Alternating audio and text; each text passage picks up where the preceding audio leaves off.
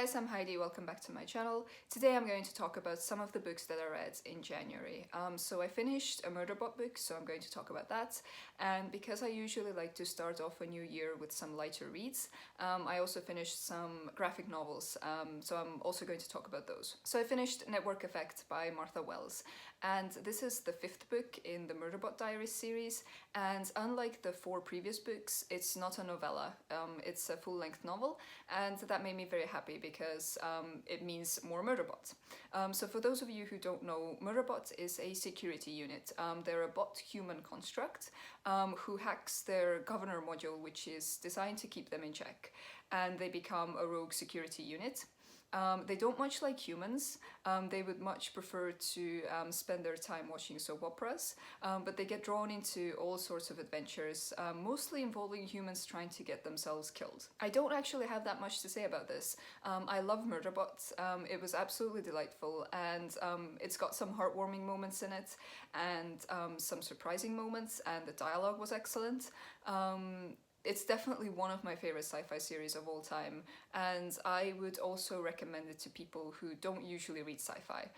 So yeah, I mean, I gave this 5 stars, I absolutely loved it, would recommend to everyone. I also finished 4 graphic novels, and one of them was Rat Queens Volume 7, The Once and Future King. This whole series has been such a roller coaster. It follows a band of monster hunting women. There's Hannah, who is an elven mage. Then there's Violet, who is a dwarven fighter.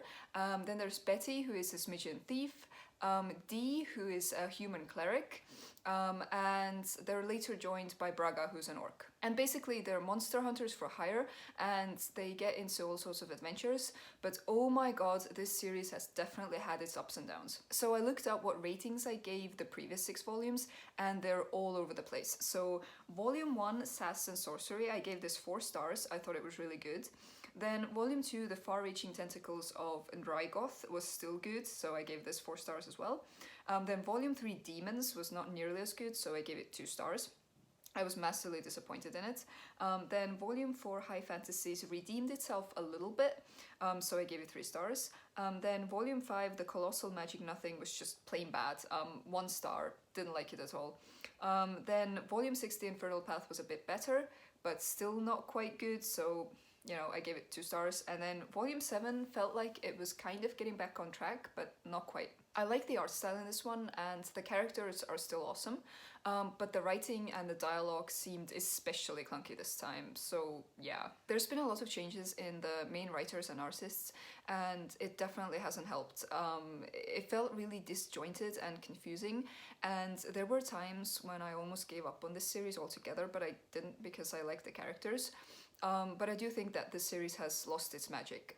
The first volume was easily the best one. So I would recommend the first 2 volumes, but after that, proceed at your own risk. I then finished Monstress Volume 1 Awakening by Marjorie and Sana Takeda. So this is set in an alternate 1900s Asia.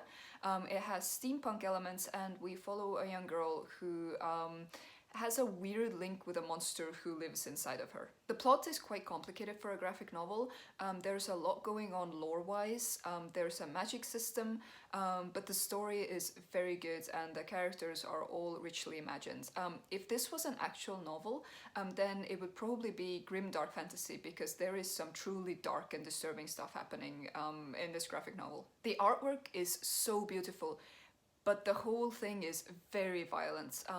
But it's violent in a way that is sort of almost beautiful, if that makes sense. But a word of caution to anyone who doesn't usually enjoy violent or graphic or upsetting themes in books. It's all visual as well, so it possibly makes it even more difficult, so I wouldn't really recommend this to anyone who doesn't enjoy this type of thing. But I enjoyed it a lot.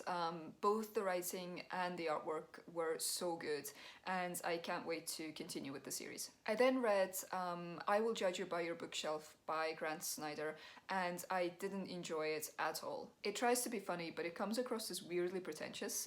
I didn't think the art was anything special, and I don't think I smiled once when reading it. I also didn't really care much for the sort of widely accepted notion that if you're an avid reader, you must also be an aspiring writer. So yeah, I read it because it was available at my library, but I didn't really enjoy this. And then finally, I read Strange Planet by Nathan W. Pyle. So this is a very popular collection of cartoons that sort of looks at human life through the eyes of aliens. So we're the aliens. A lot of its humor comes from assigning literal names to everyday objects. So a vacuum cleaner becomes a roll suck, or a bicycle is a two-wheel foot pusher, or an umbrella is a sky shield. That is literally how words are formed in a lot of languages, including Estonian. So in Estonian, for example, a dentist is a tooth doctor because the word is made up of tooth and doctor. Or a bicycle is a foot wheel, or an umbrella is a rain shield. But the thing is, these are just words, so you don't really think about it when you're like using them. So maybe for that reason, I didn't find this book as funny as I maybe could have. It was still quite cute and endearing, but not amazing. So these were all the books that I wanted to talk about. If you've read any of these, let me know what your thoughts were. I hope you're all well, and I will see you in my next video. Bye!